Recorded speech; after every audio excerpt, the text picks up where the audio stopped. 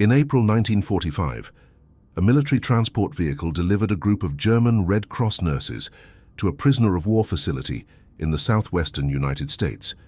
These medical personnel had been captured weeks earlier as Allied forces advanced through collapsing German defensive positions in Western Europe. Their arrival at this Texas detention center marked the beginning of an experience that would fundamentally challenge their understanding of American military practices and civil society. The women had served in field hospitals near active combat zones during the final months of the European conflict.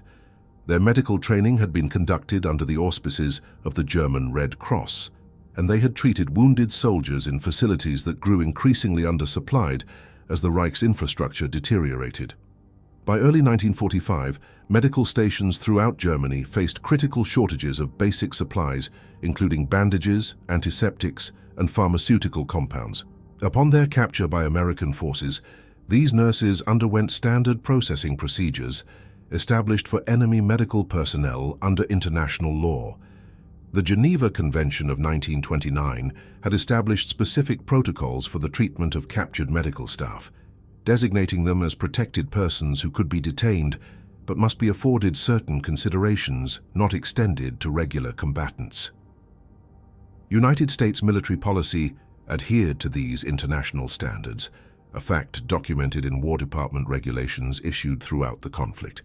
If you value historically accurate accounts of World War II based on primary documentation, please like this video and subscribe to this channel.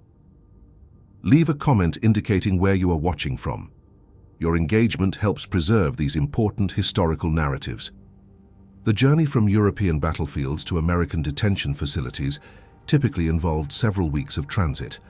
Captured personnel were first processed at collection points near the front lines, then transferred to port facilities for Atlantic crossing aboard military transport vessels. The voyage itself could take 10 to 14 days, depending on convoy routes and weather conditions. Throughout this period, captives remained uncertain about their ultimate destination and the conditions they would encounter. German military and civilian personnel had been exposed to extensive propaganda regarding American society and military practices. Official information channels within the Third Reich consistently portrayed the United States as a nation in social and economic decline, plagued by racial conflict and governed by corrupt plutocratic interests. This messaging intensified as the war progressed, particularly after American entry into the European theater in 1942. By 1945, German citizens and military personnel held deeply negative perceptions of American society, largely shaped by this systematic misinformation campaign. The nurses arriving in Texas carried these preconceptions with them. They anticipated harsh treatment, inadequate provisions, and possible retaliatory measures. This expectation reflected not only propaganda exposure, but also knowledge of conditions in detention facilities operated by other combatant nations. Reports of Soviet treatment of German prisoners had filtered through military channels, and the nurses were aware that capture by different Allied forces could result in vastly different experiences. The physical condition of these medical personnel upon arrival reflected the deteriorating situation in Germany during the war's final phase. Rationing had reduced civilian food allocations to dangerously low levels. By early 1945, the average German civilian received approximately 1,500 calories daily, well below the 2,000 to 2,400 calories considered necessary for basic health maintenance. Medical personnel in field hospitals often fared little better, as military food supplies prioritized combat units over support staff. The prisoner of war camp system operated by the United States Army during World War II represented a massive logistical undertaking. By war's end, approximately 425,000 Axis prisoners were held in more than 500 facilities across American territory.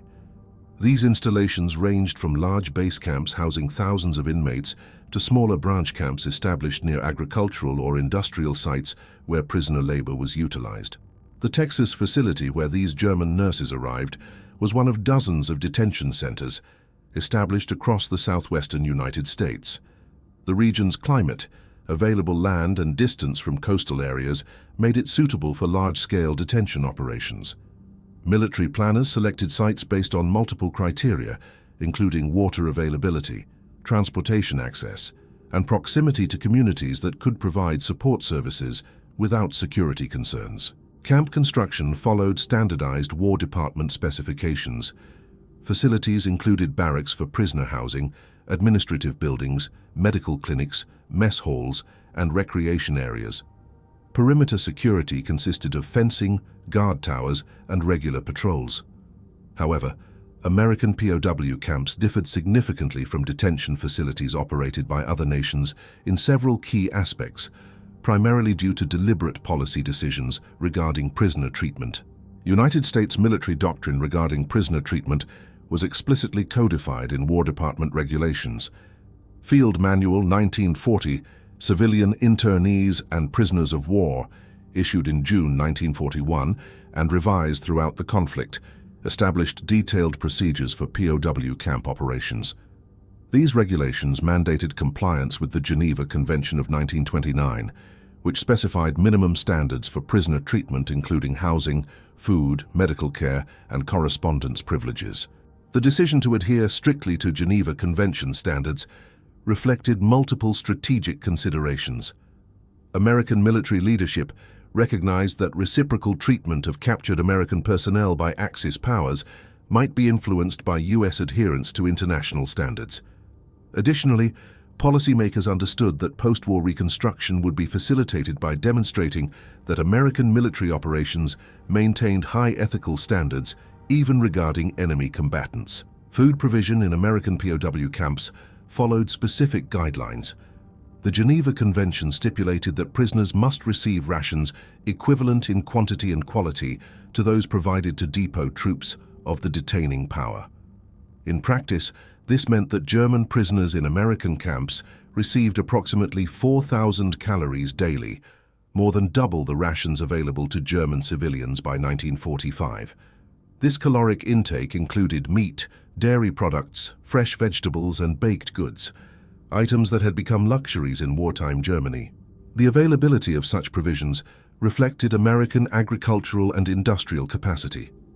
Despite rationing measures implemented for the civilian population, the United States maintained robust food production throughout the war. Agricultural output actually increased during the conflict years, and while certain items faced restrictions for domestic consumption, military and institutional food supplies remained adequate.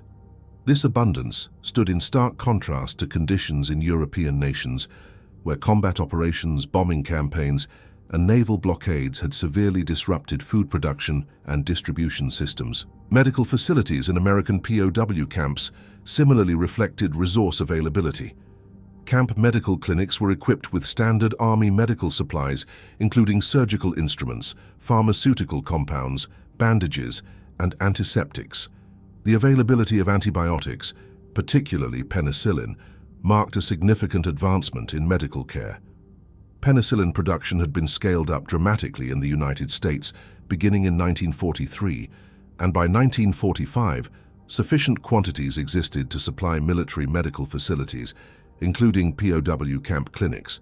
The Geneva Convention of 1929, formally titled the Convention Relative to the Treatment of Prisoners of War, established international legal standards for the treatment of captured military personnel. 73 nations became signatories to this agreement, including Germany and the United States. The convention specified detailed requirements regarding prisoner housing, food, medical care, labor utilization, discipline, and correspondence rights. American adherence to Geneva Convention standards was not automatic or universal among combatant nations during World War II. The Soviet Union had not ratified the 1929 convention, and Japanese military doctrine rejected Western concepts of honorable surrender, resulting in brutal treatment of Allied prisoners in the Pacific theater. German compliance with convention standards varied significantly depending on the nationality of prisoners. While Western Allied prisoners generally received treatment consistent with international law, Soviet prisoners faced systematic abuse and deliberate starvation. The United States military establishment made a calculated decision to maintain strict compliance with Geneva Convention requirements. This policy was articulated in official documents and enforced through command channels. The Provost Marshal General's Office, responsible for POW operations, issued regular directives emphasizing adherence to international standards. Camp commanders faced accountability for violations, and inspection systems existed to monitor compliance. This commitment to legal standards reflected several strategic calculations. Military planners recognized that American forces operating in multiple theaters would inevitably suffer casualties and captures. Maintaining high standards for enemy prisoner treatment established a precedent that might encourage reciprocal treatment of American POWs.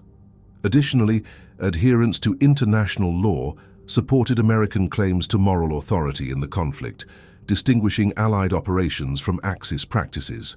The practical implementation of Geneva Convention standards required significant resources.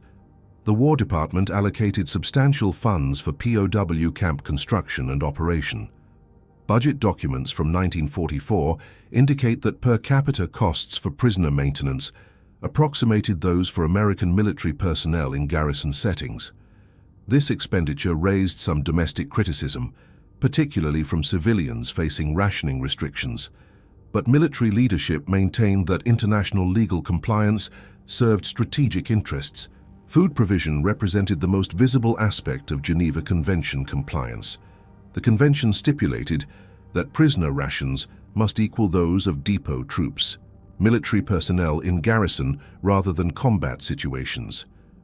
American depot troops during World War II received generous rations by international standards.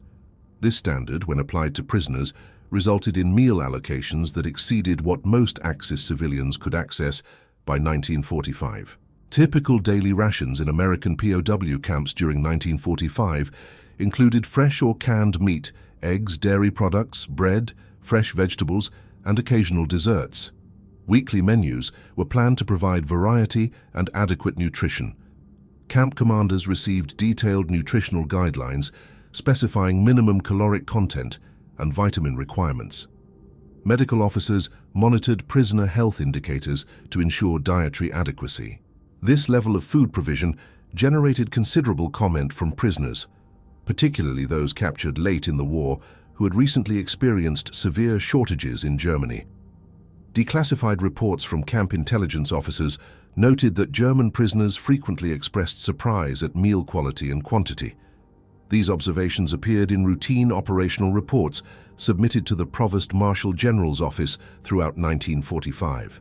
The German nurses arriving at the Texas facility underwent standard intake procedures established for all prisoners. Processing included documentation of personal information, medical examination, issuance of prison clothing or permission to retain clean uniform items, and assignment to housing units.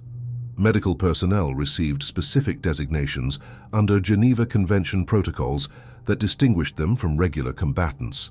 The Convention's articles regarding medical personnel specified that captured doctors, nurses, and other medical staff were classified as retained personnel rather than prisoners of war in the strict legal sense. This distinction meant they could be held by the detaining power but must be allowed to perform medical duties. Their retention was conditional on the detaining power's need for their services. If adequate medical staff existed, retained medical personnel should be repatriated. In practice, American military authorities detained captured German medical personnel throughout the war's duration, despite this conditional retention provision.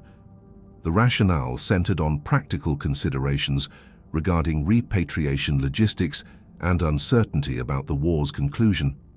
Camp commanders assigned medical duties to these retained personnel, utilizing their training to supplement American medical staff in caring for prisoner populations.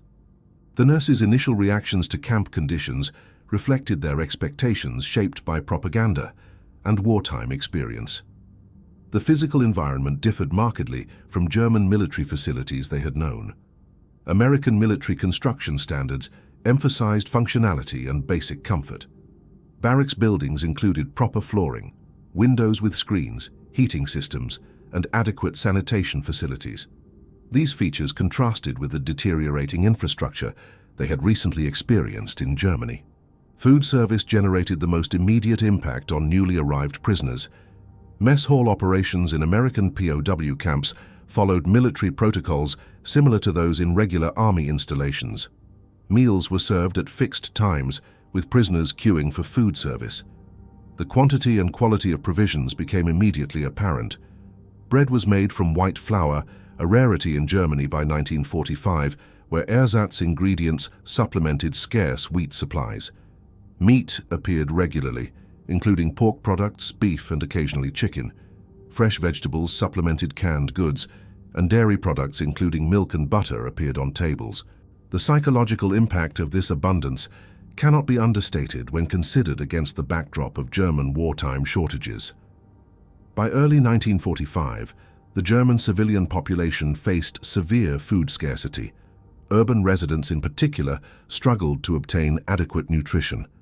The Nazi regime had implemented draconian rationing measures, but even these reduced allocations often could not be fulfilled due to supply disruptions. Black markets flourished, but prices exceeded what most families could afford. The German nurses held in Texas thus experienced a profound reversal of expectations. Rather than punishment and deprivation, they encountered relative plenty.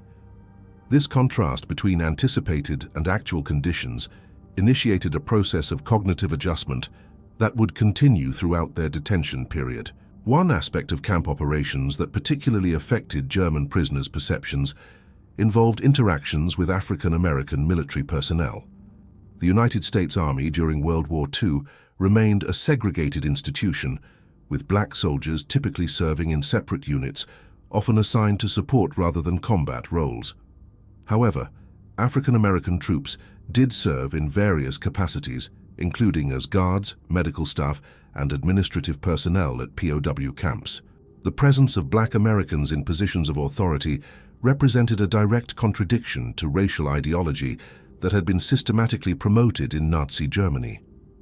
Third Reich propaganda had depicted non-white populations in derogatory terms, and German military personnel had been indoctrinated with notions of racial hierarchy that placed people of African descent at the bottom of a supposed biological order. This ideology permeated German military culture and civilian society throughout the Nazi era. Encountering African American soldiers serving as guards or medical personnel thus challenged fundamental assumptions held by German prisoners. These American service members carried out their duties professionally, exercising authority over German captives in a manner that contradicted propaganda depictions. Black nurses working in camp medical facilities provided care to German prisoners, demonstrating competence and humanity that undermined racist ideology. Historical documentation regarding these interactions comes primarily from post-war interviews and memoirs.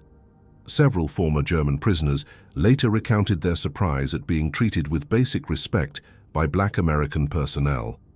These accounts noted that such experiences caused them to question the racial teachings they had received under the Nazi regime. However, German prisoners also observed contradictions within American society regarding race relations. While black military personnel served in integrated camp settings, they often faced discrimination in the surrounding civilian communities. Segregation remained legally enforced throughout the southern United States during this period. German prisoners, granted work privileges outside camp boundaries, sometimes witnessed black Americans subjected to discriminatory treatment in nearby towns. This paradox, relatively egalitarian treatment within camp walls contrasted with racial segregation outside, complicated prisoners' understanding of American society. Some German prisoners later reported feeling confused by these apparent contradictions, unable to reconcile their observations with either Nazi propaganda or American democratic rhetoric. The historical record regarding racial dynamics in POW camps remains complex.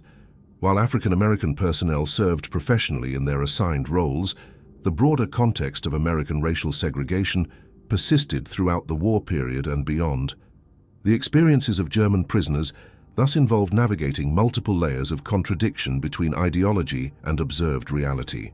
Geneva Convention provisions guaranteed prisoners the right to correspond with their families. Article 36 of the 1929 Convention specified that prisoners must be allowed to send and receive letters and cards, subject to censorship by the detaining power. American military regulations implemented this requirement through detailed protocols governing prisoner mail operations. The War Department established the Prisoner of War Information Bureau to coordinate POW correspondence and information exchange with the International Committee of the Red Cross. Camp commanders designated censorship officers responsible for reviewing all incoming and outgoing prisoner mail. Censorship served multiple purposes, including prevention of intelligence leakage, monitoring of prisoner morale, and identification of escape planning. Outgoing letters from German prisoners in American camps faced thorough review. Censors examined correspondence for coded messages, information about camp locations or security measures, and content that might compromise military operations. Letters deemed problematic could be withheld or returned to the sender with instructions to revise.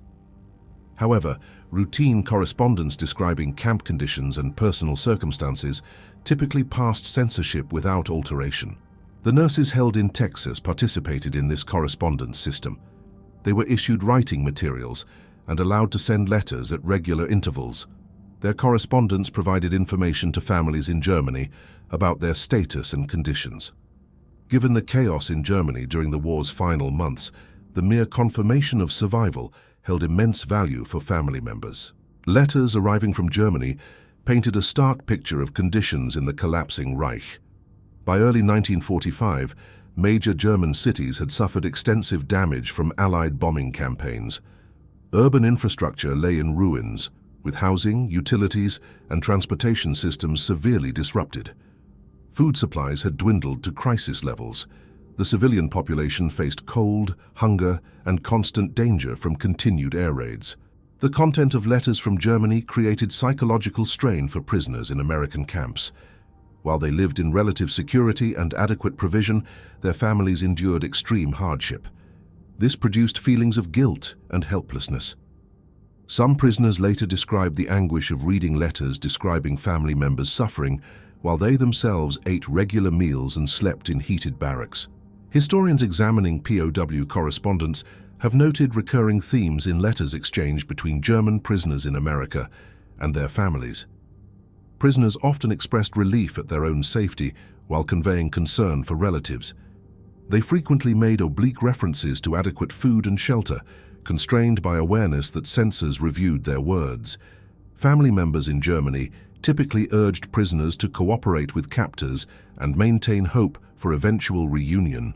The Geneva Convention permitted the utilization of prisoner labor under specific conditions.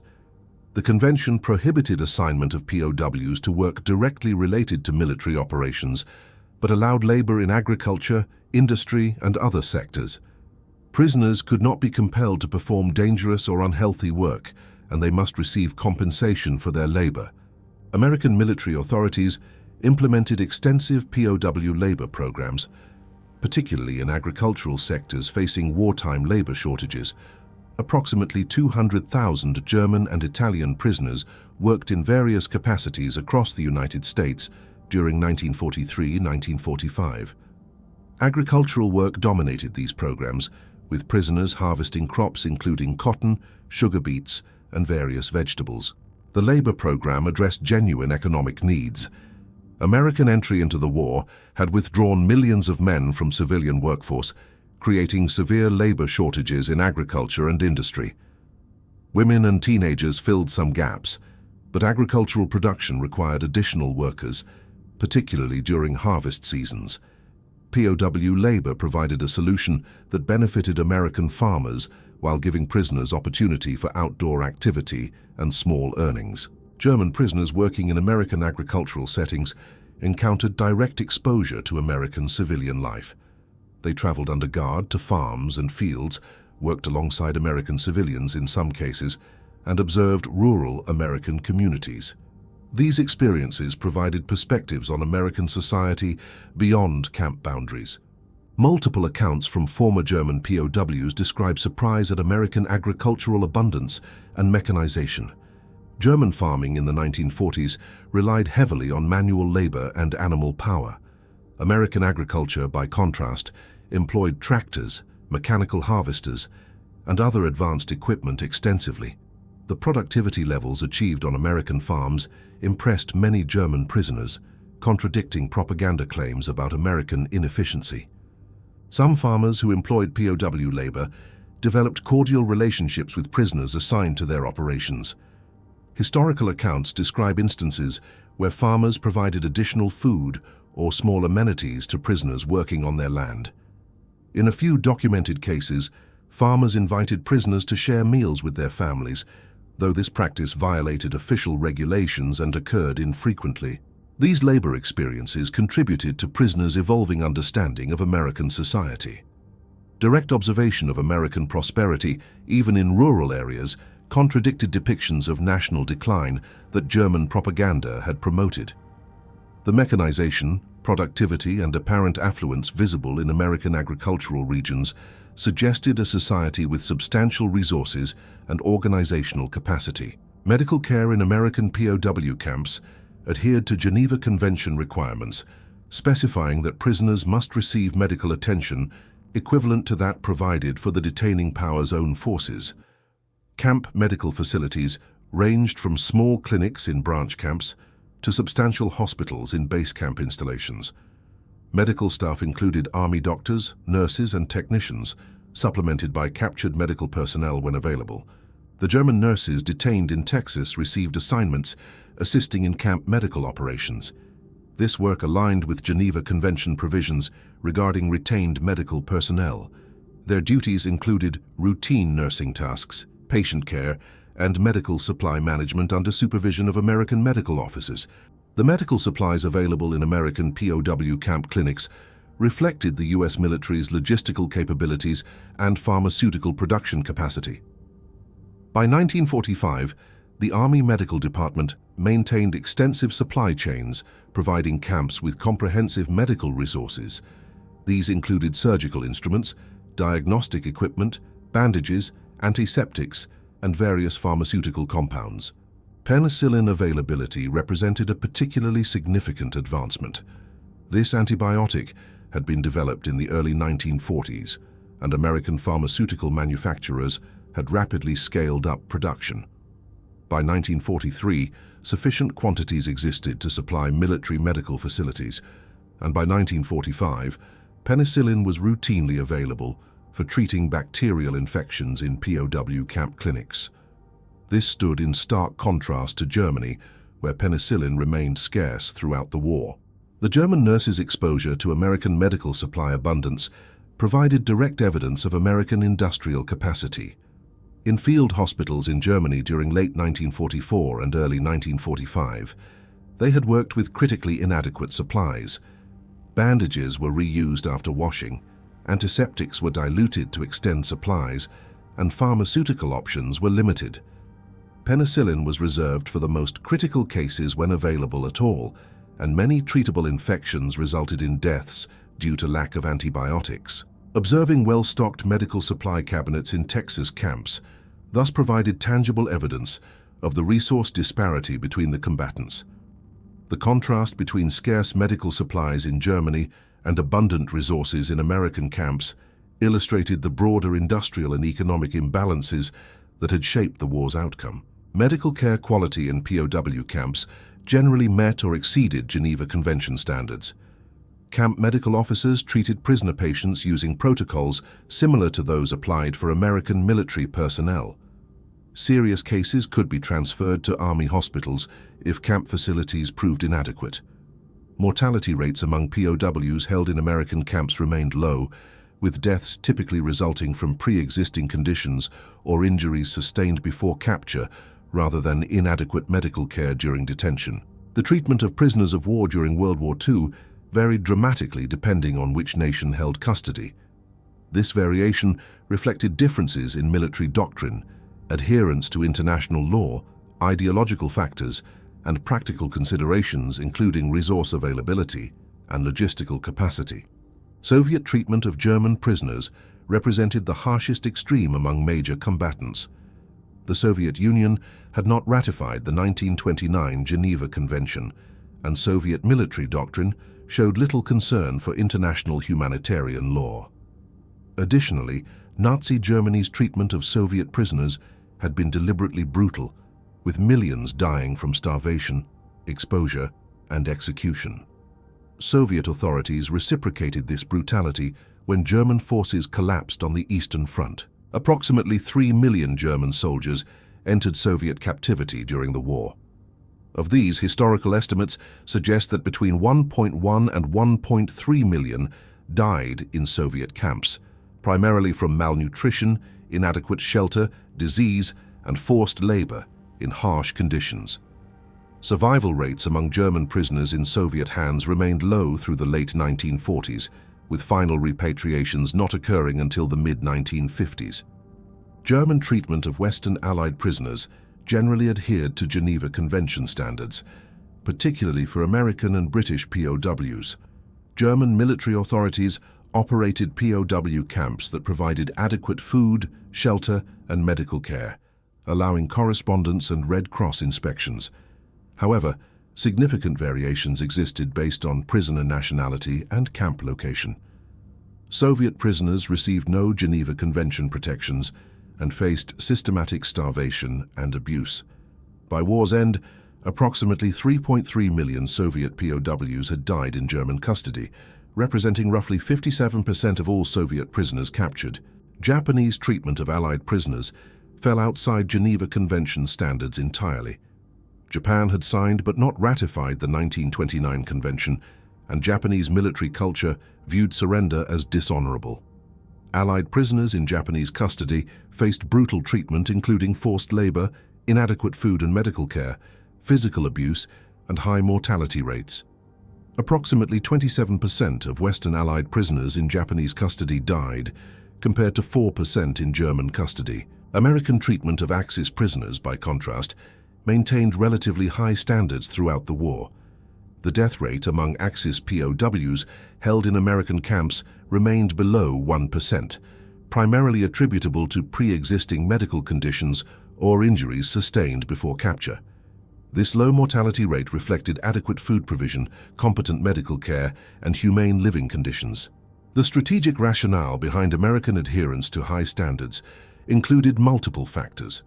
Reciprocal treatment considerations influenced policy, as American military personnel faced capture in multiple theaters. Demonstrating adherence to international law strengthened American claims to moral authority. Additionally, well-treated prisoners represented potential assets in post-war reconstruction and could serve as witnesses to American democratic values. The conclusion of hostilities in Europe in May 1945 did not result in immediate repatriation of German prisoners held in American camps. Multiple factors delayed return, including logistical challenges, political considerations, and conditions in occupied Germany. The repatriation process extended over more than a year, with the majority of German POWs leaving American camps during 1946. The immediate post-war period saw Germany under Allied occupation, divided into zones controlled by American, British, French, and Soviet forces. The infrastructure destruction, food shortages, and administrative chaos made rapid repatriation impractical. Additionally, Allied authorities needed labor for reconstruction work, mine clearing, and other tasks. German POWs held in Europe contributed this labor, while prisoners in the United States continued agricultural and industrial work pending eventual return. The German nurses held in Texas remained in detention through late 1945 and into 1946. During this period, camp conditions remained consistent with wartime standards. Food provision continued at adequate levels, medical care remained available, and daily routines persisted with minimal change. However, the psychological atmosphere shifted as prisoners contemplated return to an uncertain future in devastated Germany.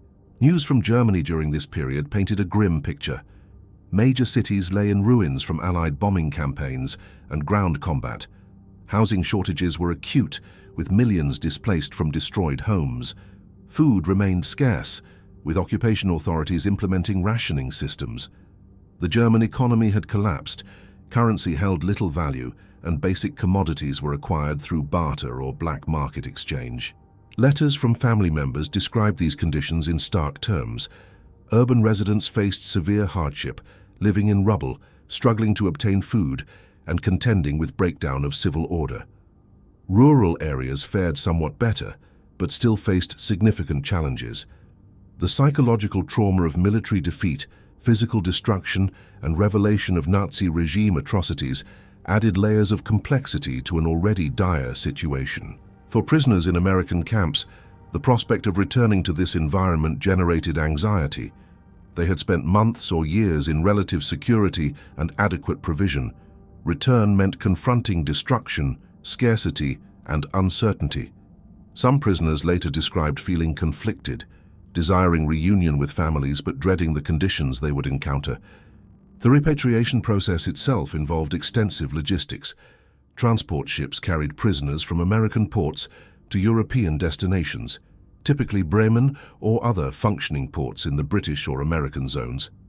Upon arrival, former POWs underwent processing and documentation before receiving permission to travel to their home regions.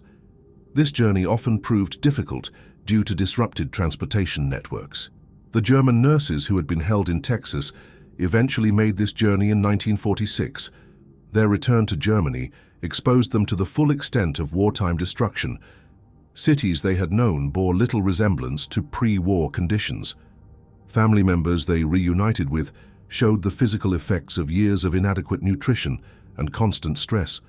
The contrast between their months in American detention and the situation in occupied Germany could not have been more stark.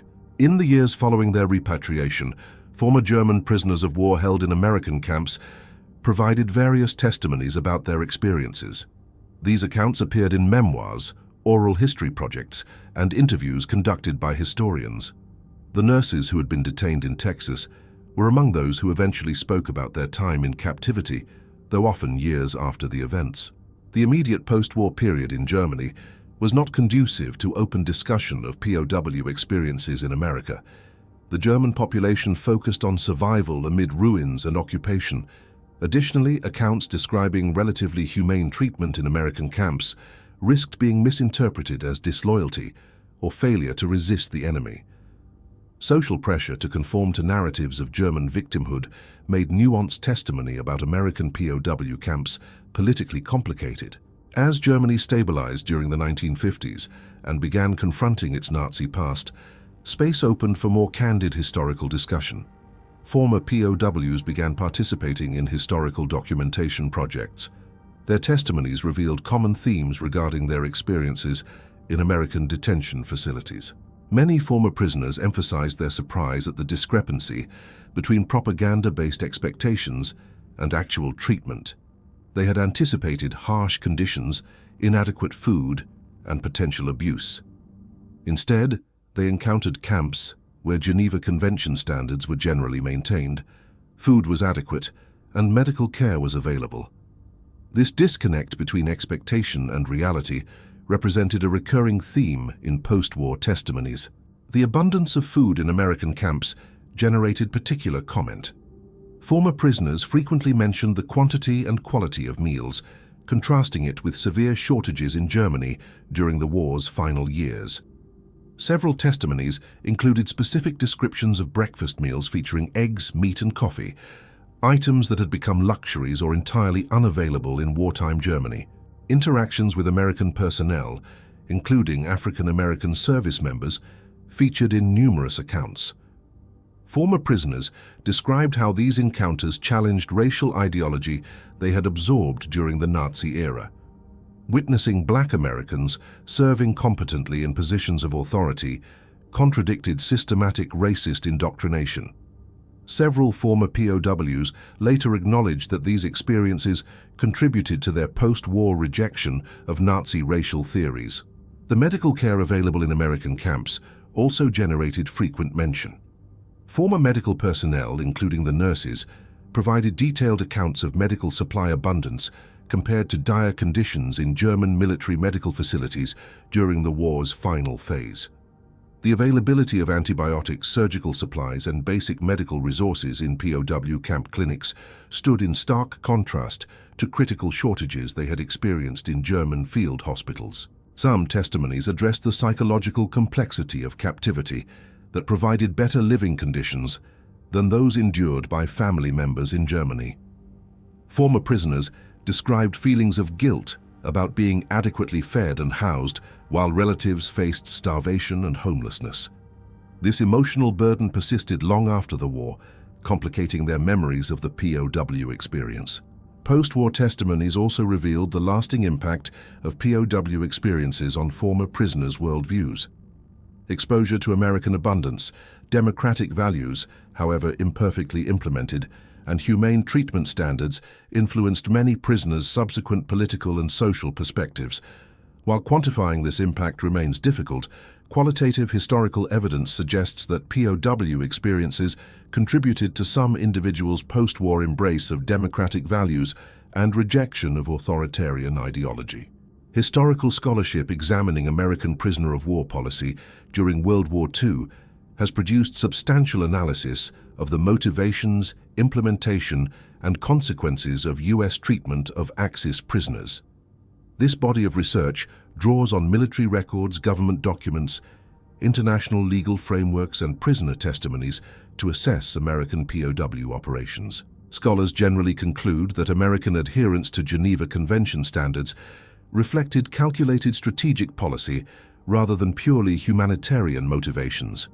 Multiple factors influence this policy direction, including reciprocity concerns, propaganda value, post-war planning considerations, and institutional commitment to legal frameworks. Reciprocity represented a primary consideration. American military planners recognized that U.S. forces operating in multiple theaters would inevitably experience casualties and captures. Maintaining high standards for enemy prisoner treatment established precedents that might encourage similar treatment of American POWs. This calculation proved particularly relevant regarding Germany, which generally adhered to Geneva Convention standards for Western Allied prisoners while systematically abusing Soviet POWs. Propaganda value constituted another significant factor. American adherence to international humanitarian law supported broader messaging about democratic values and moral superiority over Axis powers. Well-treated prisoners could serve as witnesses to American prosperity and humane military practices, potentially undermining enemy morale and propaganda. Evidence suggests that American authorities consciously pursued this propaganda dimension of POW policy. Post-war planning considerations also influenced treatment standards. By 1944, American strategic planners anticipated eventual victory and began considering post-war reconstruction requirements. German prisoners who had experienced humane treatment might constitute a more cooperative population during occupation. Additionally, demonstrating respect for international law strengthened American credibility in shaping post-war international order. Institutional factors played a role as well. The American military establishment maintained professional standards that included adherence to legal frameworks. The Judge Advocate General's office emphasized legal compliance, and senior commanders generally supported maintaining Geneva Convention standards. This institutional commitment helped ensure policy implementation despite occasional resistance or resource constraints. Scholarship has also examined variation in treatment across different camp locations and time periods. While overall standards remained relatively high, individual camp conditions varied based on factors including commander competence, resource availability, and local circumstances. Some camps faced overcrowding or supply challenges, particularly immediately after major offensives when prisoner influx exceeded planning projections. The utilization of POW labor has received scholarly attention regarding compliance with Geneva Convention restrictions. While the convention permitted non-military labor, questions arose about whether certain work assignments approached prohibited categories. Historical consensus suggests that American POW labor programs generally remained within legal bounds, though specific cases generated controversy. Comparative analysis, situating American POW treatment within broader World War II context, highlights the relative humanity of U.S. practices. While imperfect, American standards substantially exceeded treatment prisoners received in Soviet, Japanese, or German custody when nationality-based discrimination applied. This relative assessment does not negate legitimate criticisms of specific American practices, but provides necessary context for historical evaluation. The long-term consequences of American POW policy extended beyond immediate wartime considerations. Former German prisoners who experienced humane treatment in American camps numbered in the hundreds of thousands. While quantifying the precise impact of these experiences on post-war German society remains challenging, qualitative evidence suggests that at least some former POWs carried positive impressions of American democratic values into the post-war period, potentially contributing to successful democratization of West Germany.